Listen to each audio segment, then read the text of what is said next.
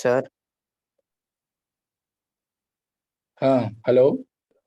Sir वो third वाला जो टर्म है ना, वो हम्म। 4/50 है। थर्ड वाला। हाँ, उसका डिनोमिनेटर में 50 आएगा। 50 अच्छा से ये डिवाइड। राइट, ये वाला 50। फाइनल आंसर बताइए, फाइनल कितना है?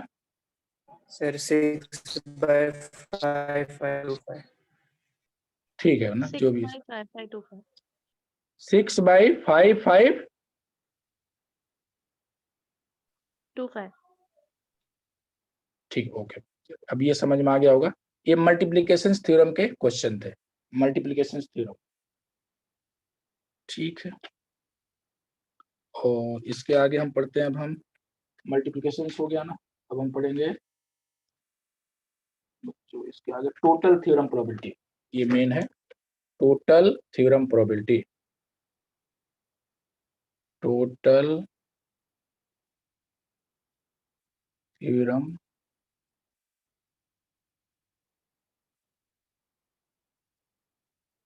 Total theorem probability, very very important. इसके आगे Bayes theorem. Let E1 E2 E1 E2 E3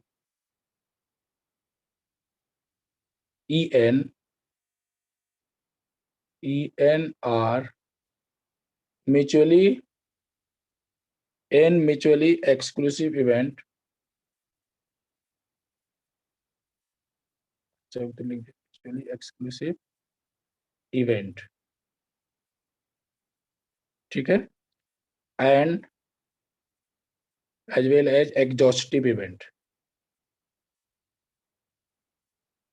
exhaustive event, ठीक है, एग्जॉस्टिव भी है। मतलब अब इसमें क्या होता है बच्चों, E1 intersection E2 intersection E3 intersection En, अगर ये म्यूचुअली है, अगर म्यूचुअली एक्सक्लूसिव इवेंट है, तो फिर क्या होगा बताइए? सब में इंटरसेक्शन कितना आएगा? पाई आ जाएगा, नल सेट आएगा ना।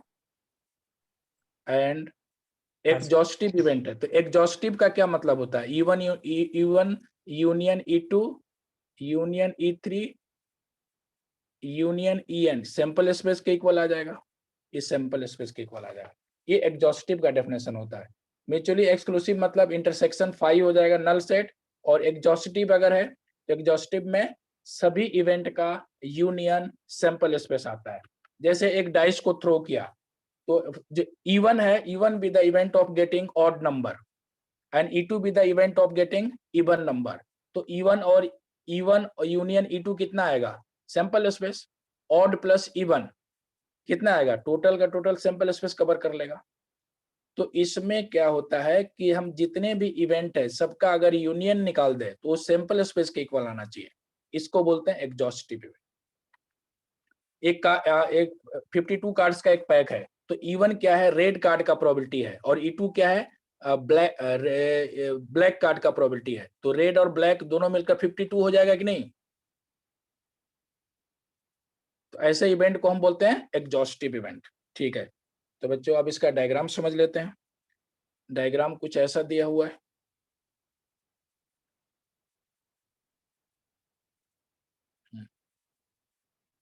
देखो, एक है हमारा E1 E2 E3, यहाँ पर E1 इवेंट है। डायग्राम से समझोगे तभी ये क्लियर होगा। E1 E2, ये है हमारा E3, और इसी तरह E4, ये इसका एरिया है, और लास्ट वाला जो था हमारा En है। En, ये सारे म्यूचुअली एक्सक्लूसिव इवेंट है, ठीक है, बट एग्जॉस्टिव भी है, सैंपल स्पेस के इक्वल आएगा। सबको मिला दिया जाए तो सैंपल स्पेस बन जाएगा। ठीक है, तो ये वाला जो पार्ट होगा, इस पार्ट को हम इसके अंदर, यही ना, इसके अंदर टोटल थ्योरम प्रोबेबिलिटी में हम क्या पढ़ते हैं? एक ऐसा इवेंट जो सब में कंटेन करता हो, सब में कंटेन करता हो। जैसे मान लेते हैं ये है हमारा ए, इस इवेंट को बोला ए बोल दिया हमने, तो ये वाला जो पार्ट आएगा वो कितना आएगा? ए इंटरसेक्शन E1 आएगा, E1 ए इंटरसेक्शन E2 आएगा ये, और ये ए इंटरसेक्शन E3 आएगा। इसी तरह ए इंटरसेक्शन E4 आएगा, और ये ए इंटरसेक्शन EN आएगा। ए क्या है, सारे एरिया में इन्वॉल्व है। आपने एक क्वेश्चन ऐसा पढ़ा होगा ना कि ग्रीन बॉल रेड बॉल वाला क्वेश्चन जो होता है कि एक बॉल ड्रॉ किया और रेड कलर का होना चाहिए, लेकिन रेड जो है फर्स्ट बैग में भी है, इसका बैग भी बोल सकते हैं, first bag, second bag, third bag, fourth bag, ऐसे करके बहुत सारे बैग रखे हुए जिसमें ग्रीन की प्रोबेबिलिटी बताइए। ग्रीन इसमें भी है, ग्रीन इसमें भी है, ग्रीन इसमें भी है, ग्रीन इसमें भी है। तो वही वाला केस इसमें चलता है और क्या।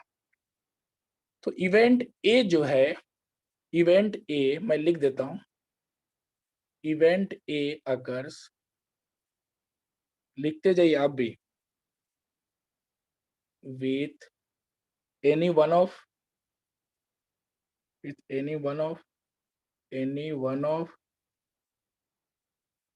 E1 union E1 or E1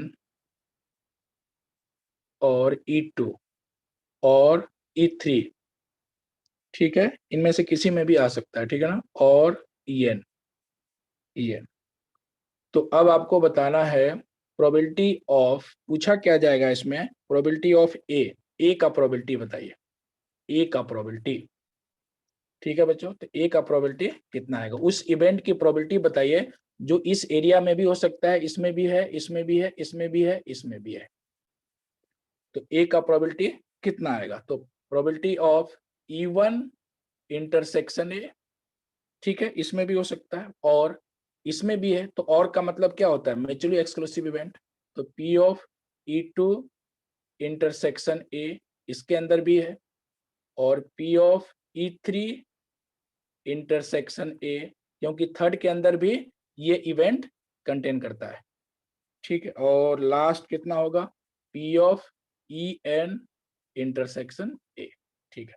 मैंने क्या बोला, इवेंट ए का प्रोबेबिलिटी पूछा जाएगा टोटल थ्योरम प्रोबेबिलिटी में, कि जब तक क्वेश्चन नहीं कराएंगे तो ये एकदम से पूरा क्लियर नहीं होता है, ठीक है। इवेंट ए ऐसा है जो इस एरिया में भी हो सकता है, इसमें भी हो सकता है, इसमें भी हो सकता है, इसमें भी हो सकता है, इसमें भी हो सकता है। जैसे बैग वाला जो क्वेश्चन होता है, मैंने बताया ना, एक बैग है जिसमें रेड ग्रीन ब्लैक ऐसे करके बॉल रखे हैं, इसमें भी, इसमें भी, इसमें भी, इसमें भी। तो आपसे पूछेगा कि ग्रीन का प्रोबेबिलिटी बताइए, तो ग्रीन इसमें भी हो सकता है, इसमें भी हो सकता है, ठीक है।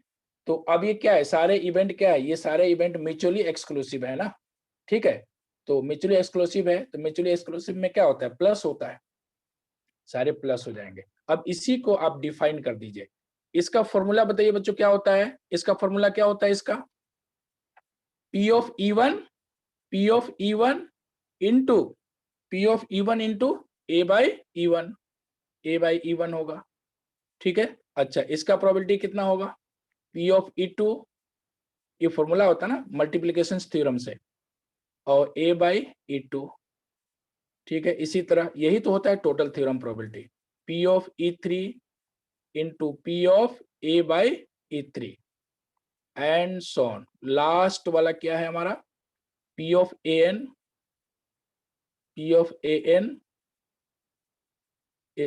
Into P of A by AN। तो यही होता है बच्चों हमारा टोटल थ्योरम प्रोबेबिलिटी, यही तो फॉर्मूला है।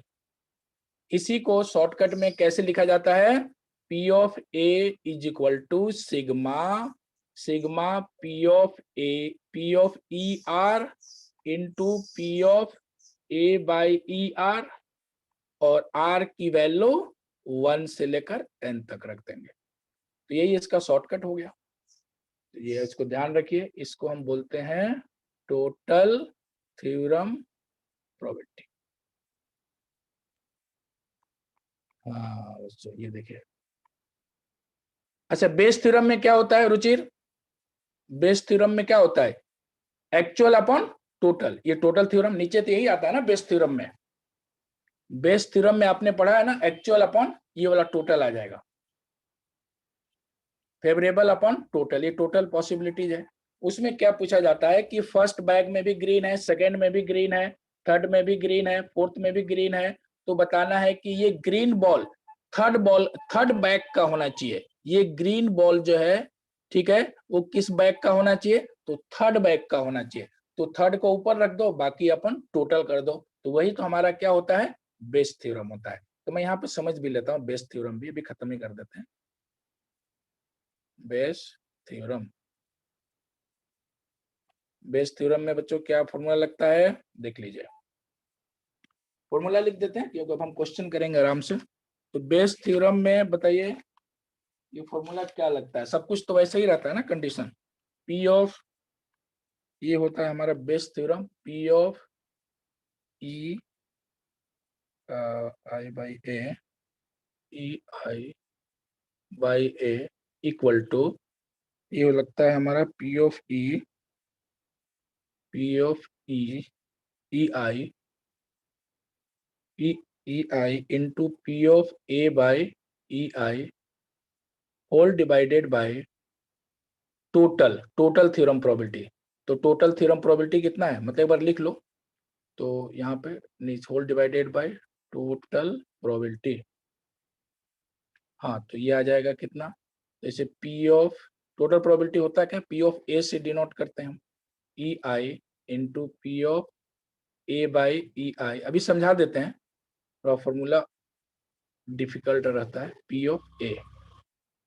ये हो गया हमारा बेस थ्योरम, बेस थ्योरम सब कुछ बता रहे हैं आपको, इसको पहले आप लिख लीजिए, ये हमारा बेस थ्योरम,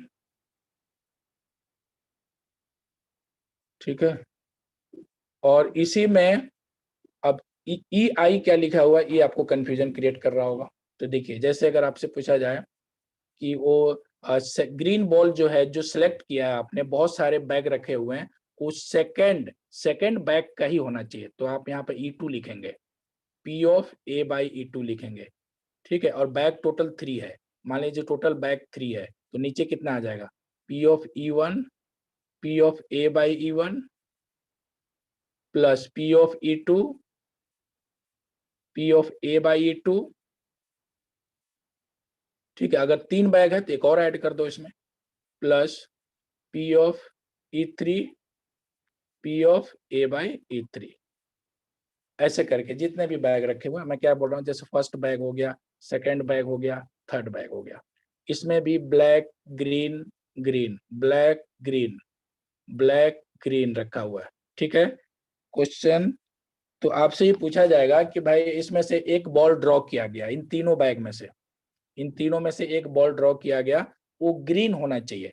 तो अगर ग्रीन होना चाहिए तो फिर इसमें लगेगा टोटल थ्योरम प्रोबेबिलिटी, क्योंकि ग्रीन तो तीनों में है, ग्रीन तो तीनों में है, तो इसमें लगेगा टोटल थ्योरम प्रोबेबिलिटी, क्योंकि फर्स्ट में भी ग्रीन हो सकता है, सेकंड में भी ग्रीन है, थर्ड में भी है, तो तीनों केस का हम उसमें ऐड कर देंगे, तीनों केस को। अब इसमें क्या होगा कि ग्रीन जो होना चाहिए वो सेकंड बैग का ही होना चाहिए, तो भाई पॉसिबिलिटीज तो तीनों का है, लेकिन सेकंड का होना चाहिए, तो सेकंड ऊपर कर दिया अपन फर्स्ट सेकंड थर्ड। तो यही हमारा होता है क्या, इसको बोलते हैं हम बेस थ्योरम। अब यहाँ पे उल्टा लिखा जाता है, उल्टा, जैसे ए बाई ई टू लिखे हो ना, ए बाई ई टू, तो यहाँ पे लिख दो E2 by A, E2 by ए, ठीक है। मतलब सेकेंड बैग में ग्रीन का प्रोबेबिलिटी निकालने का ये फॉर्मूला है।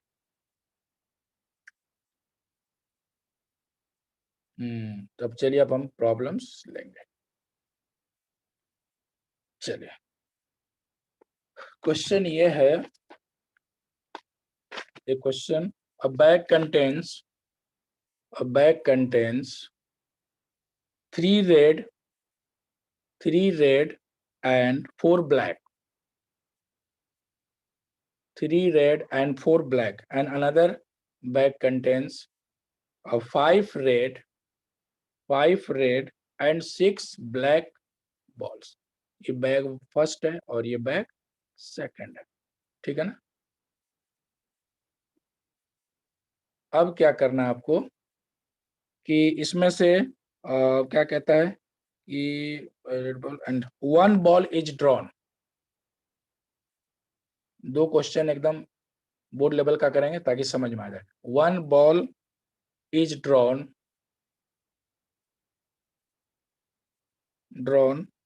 at random at random from one of the bags. One of the bags. And it is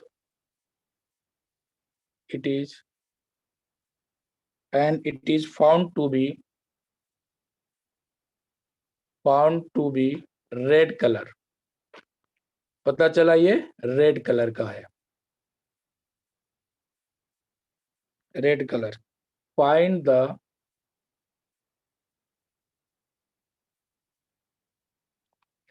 probability that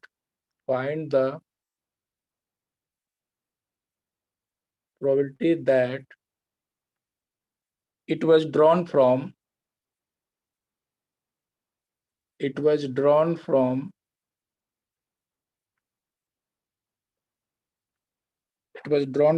bag second.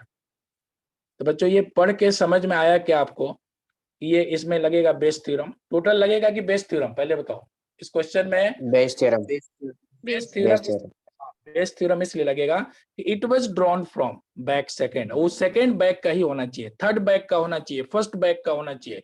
तो समझ लो कि फिर इसमें कि टोटल एक्चुअल अपॉन टोटल, नीचे तो टोटल थ्योरम प्रॉपर्टी लगेगा. ठीक है. तो एक ही बॉल ड्रॉ किया गया है. वो क्या है? कैसा होना चाहिए? बैग. पहले बैग सिलेक्ट किया जाता है और फिर वो रेड कलर का. तो रेड कलर का पहले हम प्रोबेबिलिटी निकालेंगे. ठीक है. फिर सेकंड बैग का वो रेड होना चाहिए, उसकी प्रोबेबिलिटी हम बताएंगे. तो लेट E1 क्या है? बैग. ज्यादा कुछ लिख नहीं रहे. Bag first is selected.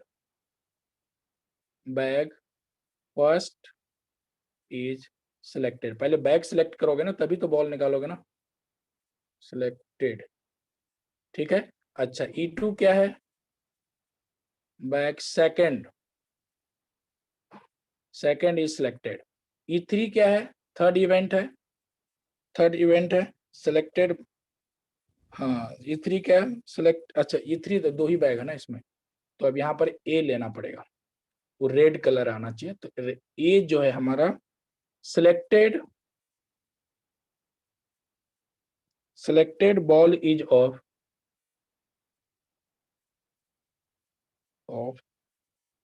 Red colour का होना चाहिए. ठीक है. तो बच्चों P ऑफ E1 कितना आएगा? P of E1 equal to P. 2 bag में से एक बैग सिलेक्ट करना. ये तो हमारा 1/2 आ जाएगा. ये 1/2 आ जाएगा. ठीक है ना. E1 E2 1/2. अब इसमें A/E1 कितना आएगा? A/E1 फर्स्ट बैग में से रेड की प्रोबेबिलिटी. फर्स्ट बैग में से रेड की प्रोबेबिलिटी कितना आएगा? फर्स्ट में से रेड 3/7.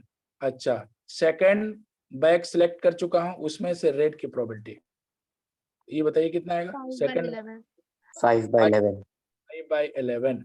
तो अब आपको पहले तो P ऑफ रेड की प्रोबेबिलिटी निकाल लीजिए. P ऑफ A कितना आएगा? तो P ऑफ E1 इंटू चल नहीं रहा ठीक से. P ऑफ A/E1 ये टोटल थ्योरम प्रोबेबिलिटी होता है. P of E2 into P of A/E2. तो ये इतना आ गया. तो ये कितना आ जाएगा? देखिए आप 1/2 इंटू 3/7. ये हो जाएगा 1/2 इंटू 5/11. अब आपको किसका प्रोबेबिलिटी निकालना है? तो अब बेस थ्योरम बाय बेस. ये तो टोटल थ्योरम प्रोबेबिलिटी था. Bayes theorem. तो अब यहाँ पर ये थोड़ा सा लेफ्ट साइड में कैसे लिखना वो बताएंगे अभी आपको. सेकंड बैग से रेड कौन से बैग का होना चाहिए? सेकंड का. तो सेकंड को टॉप पे रखो. A/E2 और नीचे दोनों केस आ जाएगा, फर्स्ट बैग का भी और सेकंड बैग का. P of A/E1 plus P of E2 A/E2. ठीक है. रेड पर. अच्छा, यहाँ पर कैसे लिखते हैं ये एग्जाम में ध्यान रखना. यह थोड़ा सा उल्टा सा लगता है समझने में. इसका उल्टा कर दो. तो कितना आएगा? E2/A. ये इसको याद कर लो, ऐसे लिखा जाता है. तो ये कितना आ जाएगा बच्चों? फाइनल आंसर बोलिए कितना आ रहा है आपका? 1 by 35 2, by 16. 4/77. 1 by 2, 5 by 11 upon ये आपको जो भी आया होगा, ये कितना आया था बताइए? 3 by 14 प्लस 5 by 22, ठीक है ना? आप ऐड कर लीजिए 3 by, तो P of A जो भी आएगा ना बच्चों यहाँ पे लिख लेना, ठीक है ना? अब आगे सॉल्व करके चेक कर। Sir 35 by 68. 35 by 68, 8. ठीक है, अब सॉल्व करें। लेफ्ट साइड वाला भी, इसके भी मार्क्स कट जाते हैं। कैसे लिखना है ये थोड़ा सा बच्चों को दिमाग में क्लिक नहीं करता, क्या करना है, इसका उल्टा कर दो बस, ठीक है? सेकंड बैग सिलेक्ट हो चुका है, उसमें रेड की प्रोबेबिलिटी, बस ये इसका मतलब है। बट यहाँ पे तो हमारे पास 2 केस है, ये फाइनल आंसर है। तो ये आपको क्लियर हो गया, ठीक है ना? अब मैं थोड़े से टफ क्वेश्चन ले रहा हूं, अच्छे से इसको समझना। और ये एनसीईआरटी का ही क्वेश्चन है, मिसलेनियस में शायद मिल जाएगा आपको, बहुत बढ़िया क्वेश्चन। क्वेश्चन ये है,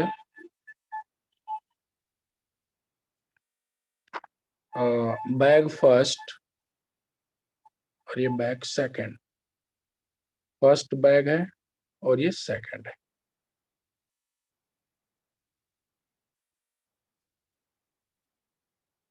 ठीक है? अब इसमें 10 वाइट है, दूसरे में 8 रेड है, 8 रेड है। इसमें 7 वाइट है, 7 वाइट बॉल, और इसमें 5 रेड है एंड 5 रेड, ठीक है? अब क्वेश्चन क्या बोलता है कि one ball is transferred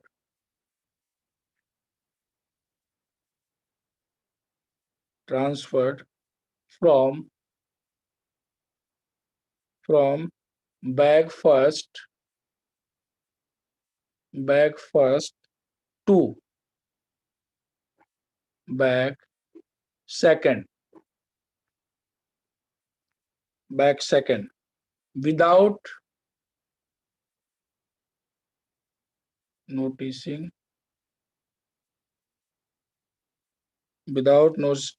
color and ball is drawn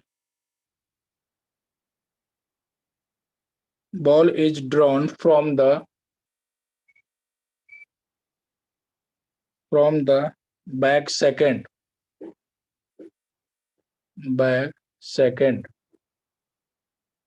ठीक है? find the probability that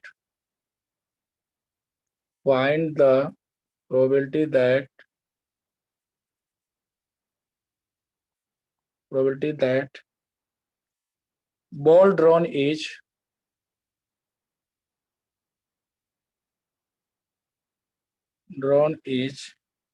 red color। चलिए बच्चों, बहुत बढ़िया क्वेश्चन है, ट्रांसफर वाला क्वेश्चन है, डायरेक्ट इसमें बेस थ्योरम नहीं लगता है इसमें, वैसे उसी टाइप का है। तो one ball is transferred from the bag first to second, ठीक है? पहले देखो ये फर्स्ट बैग है, इस सेकंड बैग है। पहले क्वेश्चन को समझिए, आधी बात लिखा होता है, आधी नहीं लिखा होता है कि one ball is transferred from bag first to bag second, यहाँ पे से एक बॉल निकाला जाता है और इसमें ट्रांसफर किया जाता है। तो जो बॉल निकाला जाएगा वो व्हाइट भी हो सकता है और रेड भी हो सकता है, देयर आर 2 पॉसिबिलिटीज। तो पहले तो बॉल निकालेगा, उसके बाद फिर इसमें ट्रांसफर करेगा, ठीक है ना? तो 2 केस बनेगा।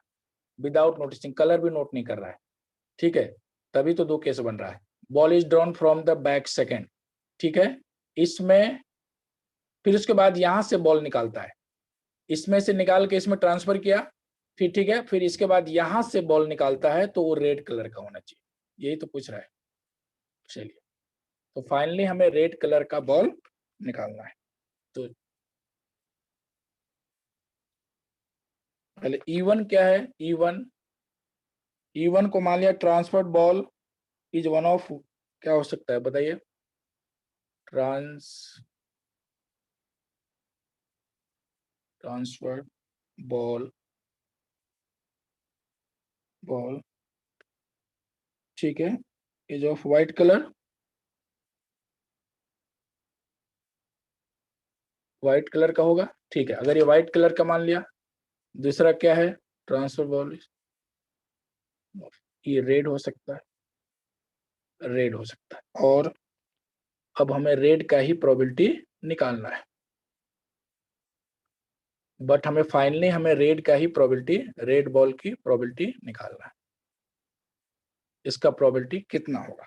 तो चलिए पहले ये बताइए बच्चों कि P of E1 intersection R होगा plus P of E2 intersection R होगा। ठीक है, क्योंकि रेड बॉल तो पहले बैग में भी है और दूसरे बैग में भी है। तो बच्चों एक बात बताइए कि यहाँ पर पहला बैग अगर वो सिलेक्ट करता है, फर्स्ट बैग, तो इसका फॉर्मूला क्या लगेगा, P of E1 into P of red ball की प्रोबेबिलिटी पहले बैग से। तो डायरेक्ट फॉर्मूला लगा सकते थे, मैंने इसको एक स्टेप पीछे से लिख रहा हूं मैं, P of E2 R by E2। आपको यही लिखना था बच्चों, डायरेक्ट ये लिखना है, इसके बाद ये फॉर्मूला लिखना है। तो बच्चों बताइए, पहले तो बैग आपको क्या करना है, first bag P of E1 कितना आएगा, P ऑफ E1 क्या है, E1 क्या है कि व्हाइट कलर का बॉल होना चाहिए। बैग नहीं सिलेक्ट करना है, दो केस बनेगा, व्हाइट भी हो सकता है और रेड भी हो सकता है, ट्रांसफर करेंगे तो ये व्हाइट और ये रेड। तो बच्चे बताइए, फर्स्ट व्हाइट का कितना प्रोबेबिलिटी आएगा, 10/18, तो ये आ जाएगा 10/18।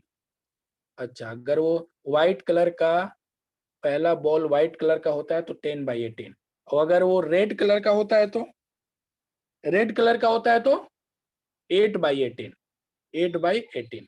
तो ये दोनों चीज क्लियर हो गया। पहला जो ट्रांसफर किया बॉल वो व्हाइट भी हो सकता था और रेड भी हो सकता था। तो यहाँ पे 1/2 मत कर देना गलती से, क्योंकि उसने बैग तो सिलेक्ट किया नहीं है, उसने तो क्लियर बोल दिया कि पहले बैग को सिलेक्ट करके उसमें से हम व्हाइट और रेड इसमें ट्रांसफर करेंगे। बट यहां से ट्रांसफर करने के बाद इस बैग में जो भी बॉल आया उधर से रेड बॉल की प्रोबेबिलिटी आपसे पूछा गया है।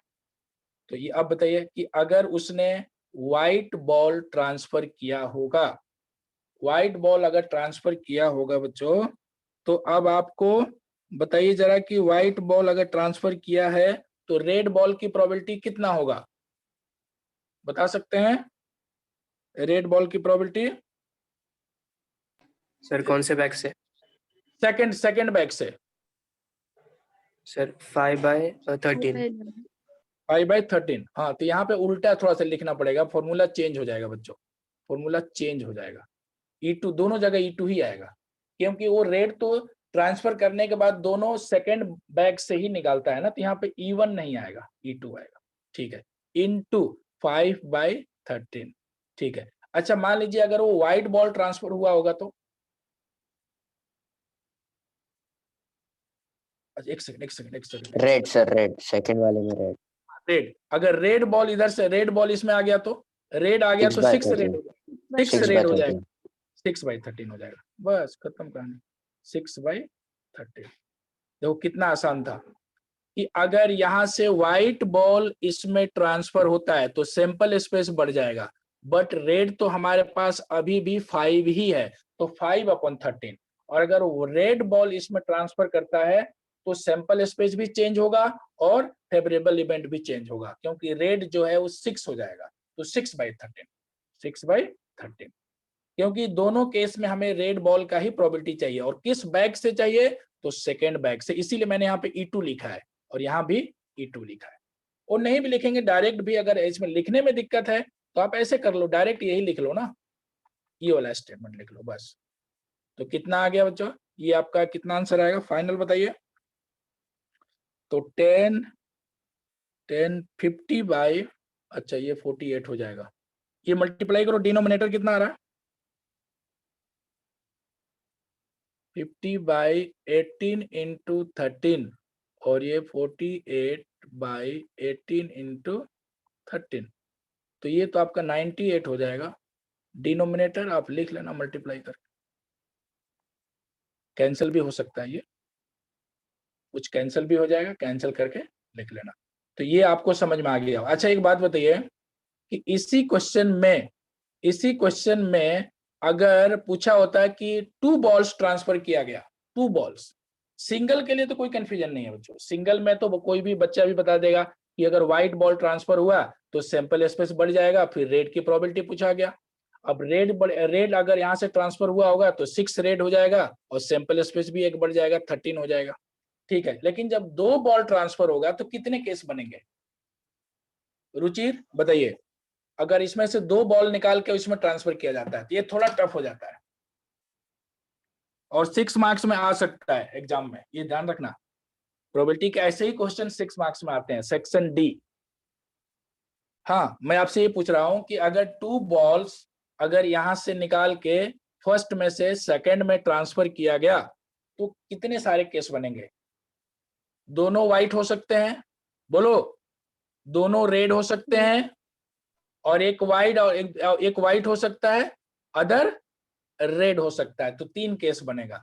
तो देखते हैं, अगर ये वाला कर लिया तो ये फिर बहुत इजी लगता है, इसीलिए तो टफ क्वेश्चन करना चाहिए। जब टफ करोगे ना तो ये तो बहुत आसान लगेगा फिर।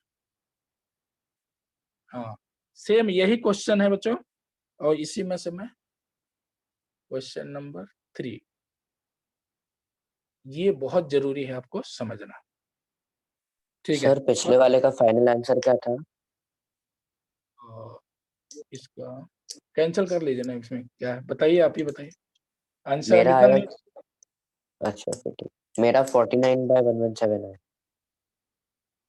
49 ये हो गया 9, 49 बाई हाफ तो कैंसिल होगा नहीं ना, तो 49/117 117। ये final answer.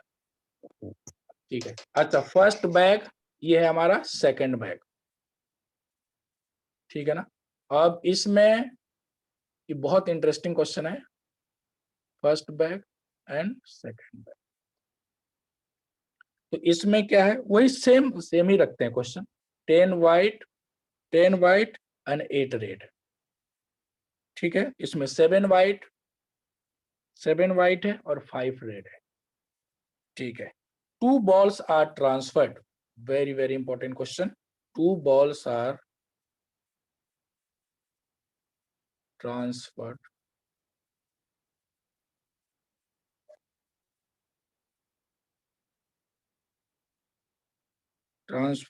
from first bag first to, एक सेकंड,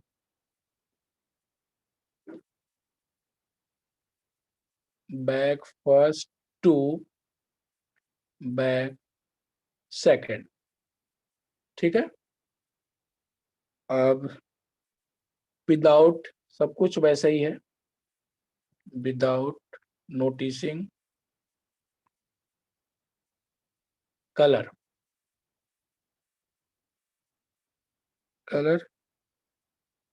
एंड 2 बॉल। अच्छा देखो, ये भी वहां से 2 बॉल फिर से निकाला जाता है, and 2 balls are drawn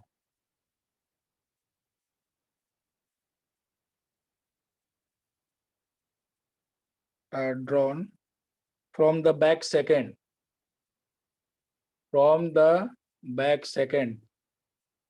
second bag से ही 2 बॉल निकाला जाता है। Find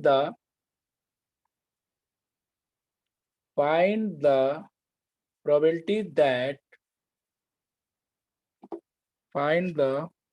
that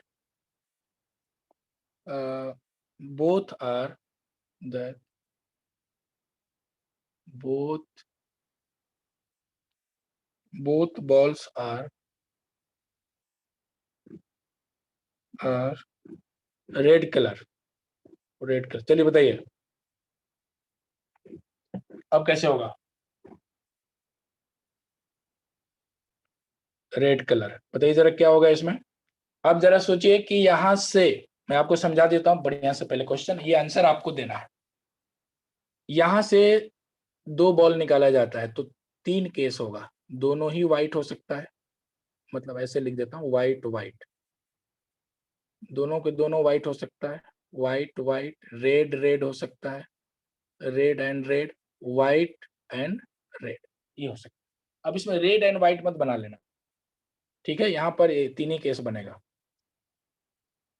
white white, red red, white red, different, इसको डिफरेंट बोलते हैं, बस समझो।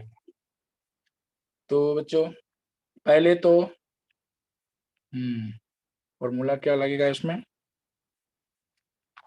बता सकते हैं, ट्राई करो कितना आंसर आ रहा है। E1 क्या है, पहले तो मैं यहाँ पे लिख दूं, एग्जाम में सॉल्व कैसे करोगे लिखने भी आना चाहिए स्टेटमेंट। E1 क्या है, transfer ball are of red colour, transfer ball are of red colour, red colour का ट्रांसफर हुआ, ठीक है। या व्हाइट, पहले व्हाइट लिखा है ना बच्चों, तो वहां पे व्हाइट ही कर देते हैं, उल्टा पुल्टा फिर हो जाएगा व्हाइट। अच्छा E2 क्या है, transfer ball are of red colour. अच्छा E3 क्या है, तीन केस है, ठीक है, वन व्हाइट,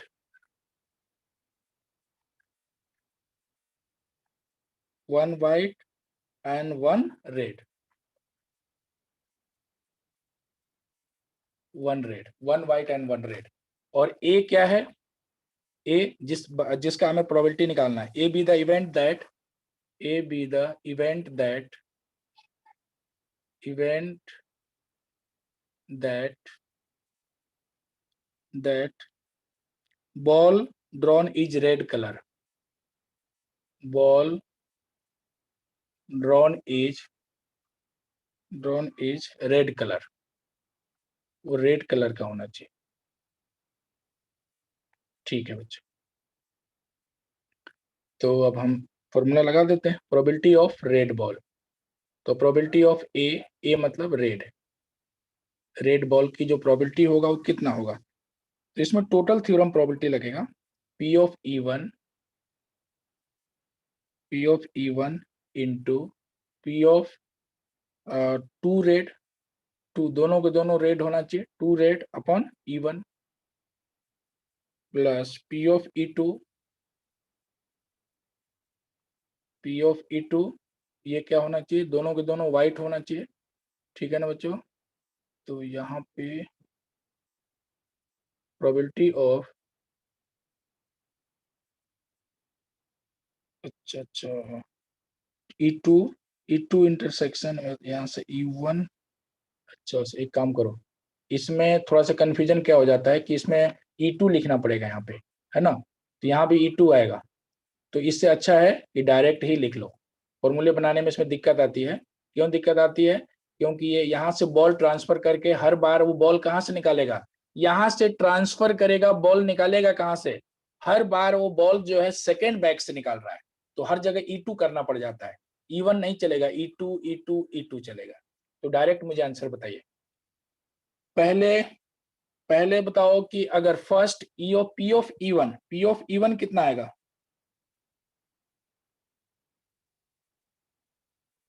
पहले फर्स्ट में से अगर दो व्हाइट बॉल निकाला तो टोटल व्हाइट कितने हैं, फर्स्ट वाले में व्हाइट कितने हैं, 10 ना, तो 10C2 बच्चों, पहले 10C2 आएगा, ठीक है, पहले तो 10C2 अपॉन 18C2, पहले तो चलो फर्स्ट में से दो व्हाइट बॉल आ जाए उस बात की क्या प्रोबेबिलिटी होगी, फर्स्ट में से दो व्हाइट बॉल आ जाए, तो दो व्हाइट बॉल सिलेक्ट करने का जो प्रोबेबिलिटी होगा वो 10C2 अपॉन 18C2 होगा, ये तो सबको पता है, PNC का रूल चलता है, इनटू अगर मान लीजिए यहाँ से व्हाइट बॉल आ गया, दो व्हाइट बॉल आ गया, तो ये दोनों व्हाइट बॉल क्या करोगे, इसमें डाल दोगे, इसमें डाल दोगे तो कितने बॉल हो जाएंगे, 9 व्हाइट हो जाएंगे, 9 व्हाइट और 5 रेड, तो ठीक है, पहले कितना था 12, पहले कितना था 12, तो अब हो जाएगा 14 और 9 व्हाइट हो जाएगा, तो 9 बाय,